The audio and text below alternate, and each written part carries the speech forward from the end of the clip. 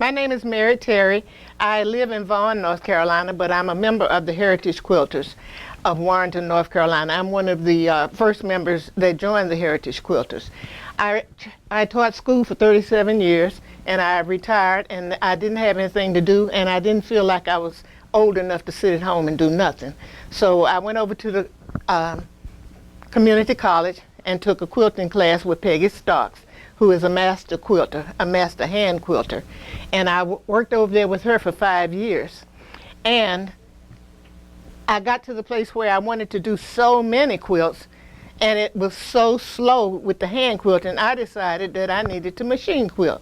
So I went to Henderson to a group that's called Miss Lou's Quilters, and they did machine quilting. So I learned how to do the machine quilting with her.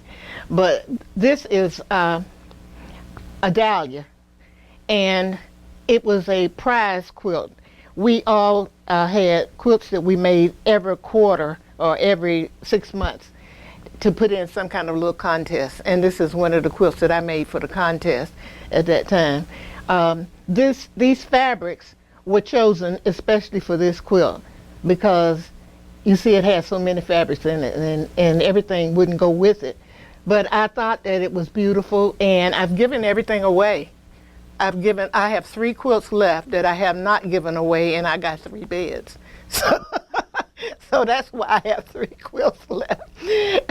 I gave them to my family and my friends, and I guess in the long run I've probably made 75 or 100 quilts in all.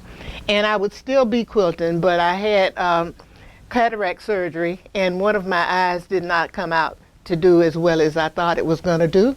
So therefore, it's hard for me to thread a needle and do the fine stuff. So I gave it up, but I still come to the Heritage Quilters now and then because they are my friends. And then I don't have a lot of other friends because if you don't quilt, who do you know?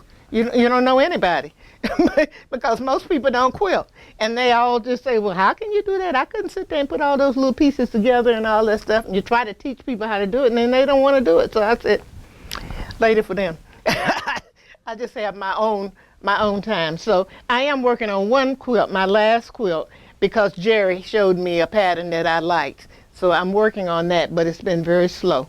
I've only done just the top. I haven't put the borders on and everything, but by this time next year it'll be finished. So thank you so much for having me.